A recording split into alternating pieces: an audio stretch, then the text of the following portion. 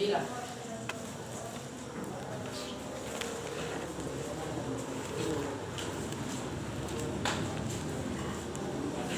1 Tesalonika 4 ayat 9. Jika kita sudah menemukannya, saya akan membacakan. Di bab itu nasihat supaya kita hidup kudus. Ayat 9, tentang kasih persaudaraan tidak perlu ditulis kepadamu, karena kamu sendiri telah belajar kasih mengasihi dari Allah. Sekali lagi, kasih persaudaraan tidak perlu ditulis karena kamu sendiri belajar kasih mengasihi dari Allah. Bapak Ibu Guru dan teman-teman di Tuhan, Rasul Paulus memberi nasihat kepada jemaat Tesalonika untuk hidup saling mengasihi. Jadi kehidupan seperti ini. Bapak Ibu Guru dan teman-teman yang dikasih Tuhan, haruslah dilakukan secara serius atau netral. Sebab kehidupan dalam kasih mengasihi mungkin setiap orang hidup dalam bekerja tentang dan damai, karena setiap orang dapat menjelaskan kehidupannya yang begitu bagaimana. Bapak Ibu Guru dan teman-teman dikasih Tuhan, saya angkat sebuah tema kecil, yaitu tema bersungguh-sungguh dalam kasih.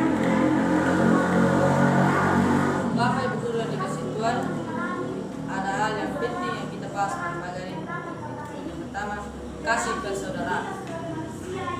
Hidup dalam kasih merupakan suatu ajaran diberikan oleh Tuhan Yesus kepada murid-muridnya yang semasa ia masih bersama-sama dengan mereka. Hidup dalam kasih memberikan kepada muridnya hidup dalam melayani dengan baik tanpa suatu beban yang menekan hubungan dengan sesama. Saya ingin bertanya kepada teman-teman di sini, siapa anak sulung? Anak sulung, tengah, atau anak bungsu? Saya mau bertanya teman-teman, kita sebagai anak sulung, apakah di rumah kita ini kita bebas pada saudara-saudara kita? Tentunya harus jujur teman-teman, kita bebas. Apa saya bilang kita bebas? Karena kita berkuasa di rumah. Karena kita sebagai anak sulung itu, sebenarnya kita harus memberikan kepada saudara-saudara kita motivasi. Jangan kita bentak mereka, jangan kita marah-marah mereka. Dan saya mengajak teman-teman untuk memberikan mereka itu penguatan supaya mereka, tentu kita kalau suruh mereka pasti melawan. Jadi kita tidak boleh marah pada mereka. Kita harus memberikan penjelasan secara baik-baik. Pasti akan mengerti.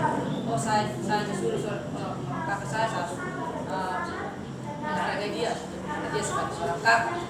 Dan kita juga sebagai anak tengah, kita harus mengerti, kita harus menghargai seorang kakak kita.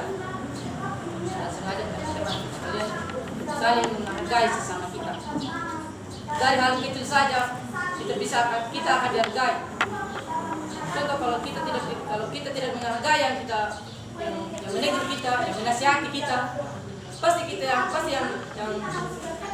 kita nasihat nanti dia akan mendengarkan kita. Sebab apa? Karena kita tidak mendengar yang menasihati kita. Dan saya mengajak teman-teman supaya saling menghormati orang tua kita, saudara kita, teman-teman kita, keluarga kita. Dan poin yang kedua, belajar kasih mengasihi dari Allah. Yesus sebagai sumber kasih menolong setiap orang untuk dapat hidup saling mengasihi, bukan hanya menunjukkan agar kasih dalam melaksanakan setiap tugas dalam kehidupannya dengan menyelesaikan hidupnya atas kasih saling. Inilah yang menjadi hubungan kita pribadi dan pribadi dalam saling mengasihi. Kita juga setiap percaya kita harus belajar kasih. Tidak mungkin kalau kita kasih, kita memberikan dia uang itu bukan sekedar kasih dalam menolong, memberikan dia motivasi, memberikan dia arahan. Itu adalah sebuah kasih. Saya mengajarkan teman-teman untuk mengasihi sesama kita bukan secara terpaksa dari hati kita, dan dia akan tertolong. Kalau kita secara paksa untuk menolong dia, pasti dan apa kita berikan kepada dia akan tidak masuk dalam hati dia. Mungkin hanya ini saja firman Tuhan dari kami. Amin. Terima kasih untuk firman Tuhannya. Tuhan Yesus memberkati. Saya persilakan saudara